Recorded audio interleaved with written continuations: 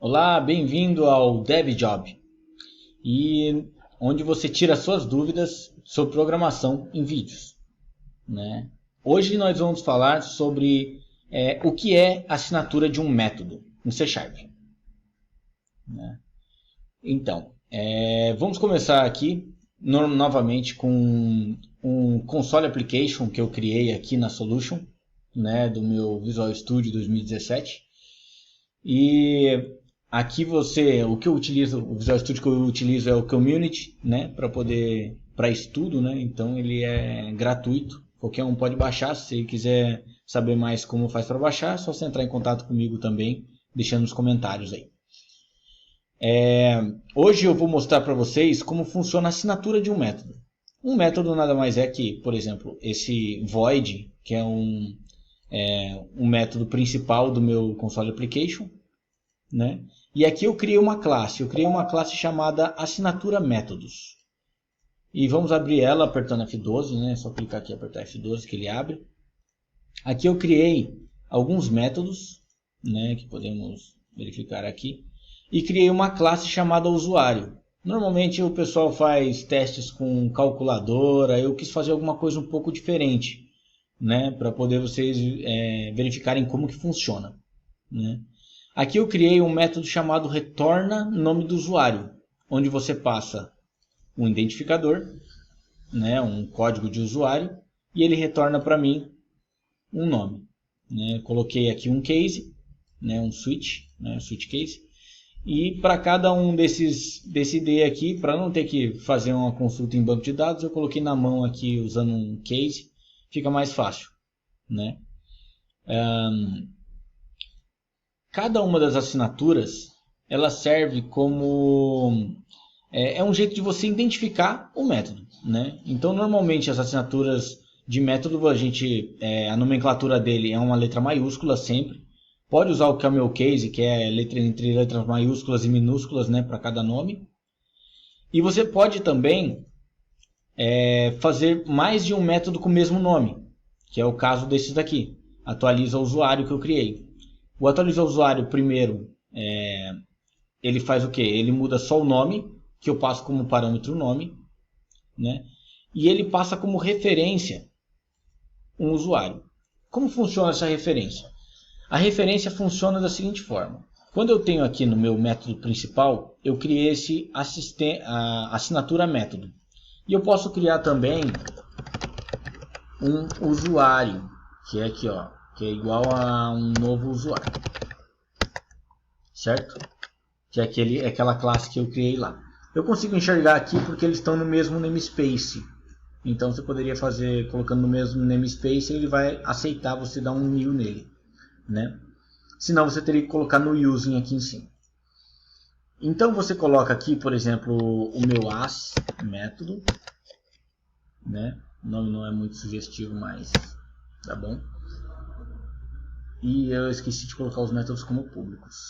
Deixa eu colocar aqui para poder todo mundo acessá-los. É bem simples. Tá? Pronto. Isso aqui eles já vão ser acessados. Quando eu coloco um ponto aqui, ele mostra para mim quais métodos eu vou utilizar. E você vê que aparece para mim só um atualiza o usuário. Só que eu tenho 3 lá, né? Então o que é isso? É que eu posso fazer o mesmo método, né? Quero usar o mesmo nome, só que ele tem atividades diferentes. Um atualiza o nome, o outro atualiza a idade, né? E o outro ele atualiza os dois, né? Que eu criei um método aqui. Lógico, eu poderia usar só o que atualiza os dois, mas, né, eu quis só para exemplificar para vocês. Então, o primeiro método eu retorno o nome de usuário. Aqui eu posso passar uma variável, né? Uma variável que seria o código do usuário, mas aqui eu vou passar o número 1, né? Com isso, ele faz o quê? Ele só retorna o nome, né? Como na assinatura, a estrutura funciona mais ou menos assim. Se eu coloco o tipo aqui, que pode ser uma string, que pode ser um usuário, que pode ser uma classe, pode ser uma structure, qualquer coisa que eu quiser eu posso colocar aqui como uma saída do método. Então ele necessariamente precisa dar um return do mesmo tipo. Isso é chamado de function, né? E aqui é um void, né? Esse outro método, que eu faço o quê? Eu altero uma propriedade, só que eu não retorno valor. Então, quando ele não retorna valor, eu chamo ele de void, né? Então, esse atualiza usuário, ele atualiza essa classe, né? Que é a classe usuário, que está como referência lá de fora. E eu digo aqui o que ele vai ser atualizado. Então, essa é a estrutura que eu estou utilizando para os métodos, né? Voltando aqui, ó, no primeiro eu coloquei, vou colocar uma variável aqui, variável string, né? Nunca faça isso, mas coloque um nome certinho do que você vai utilizar. Vou colocar aqui, nome do usuário, tá? Vou colocar dessa maneira, fica melhor. E na outra, eu não vou colocar nada, eu vou deixar só o usuário ali, mas vou colocar aqui, método.atualiza o usuário. O que acontece? Ele aparece que tem overloads quando você abre o parêntese aqui. E você pode escolher qual você vai colocar, certo? Ele tem 3 métodos. Se você quiser deixar mais bem controlado, arrumado, você pode colocar 3 dessas barras. E ele coloca um sumário para você. Vou colocar 2 sumários aqui. Vou colocar aqui, ó, método que atualiza apenas o nome.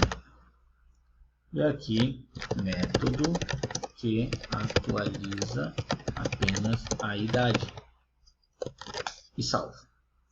Quando eu vier aqui para verificar, agora ele já aparece para mim, ó, método que atualiza apenas a idade. Depois, método que atualiza apenas o nome. E no outro não tem nada.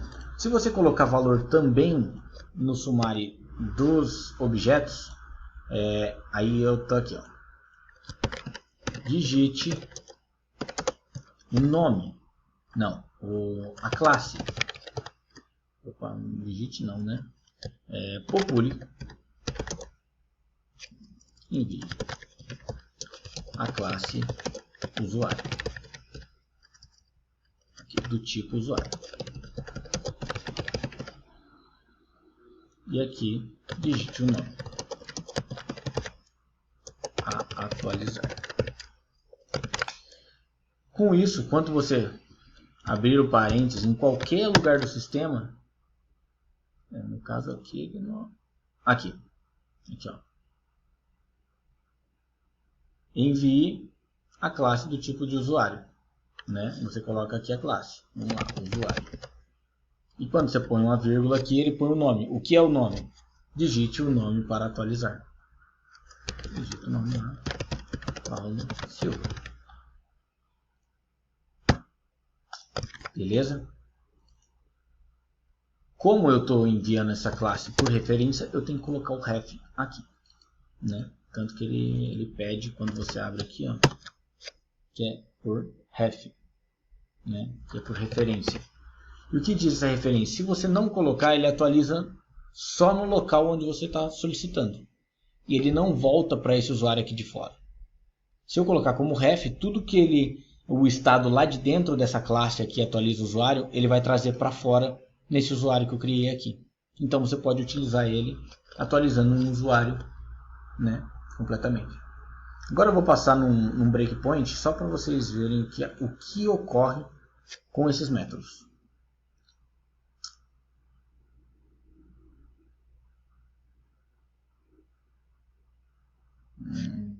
Console Application rapidinho.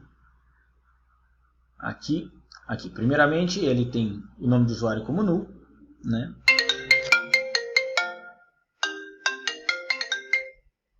Opa, desculpa pelo telefone. E quando você executa, né? Executa ele traz para mim Bob doido, porque ele executou o método que ele chamou lá, né? Como o usuário que eu passei é 1, se verificarmos aqui, 1 é Bob doido, né? E se você entrar nesse outro método aqui, né, ele deveria mudar o nome, né, do usuário que está nulo para o usuário que eu solicitei, que no caso é Paulo Silva, né? Aqui, ó, esse usuário ele está com código 0, idade 0 e nome nulo, né? Quando eu vou e passo por esse daqui, você vê que ele não pega esse usuário e muda o nome, mas ele muda lá dentro, direto. Então, isso faz um método sub. Normalmente um método void que você pode utilizar sem que ele retorne valor, né? E com isso, acredito que posso passar para vocês que a assinatura do método funciona exatamente desse jeito. Se vocês tiverem alguma dúvida, por favor, entre em contato pelo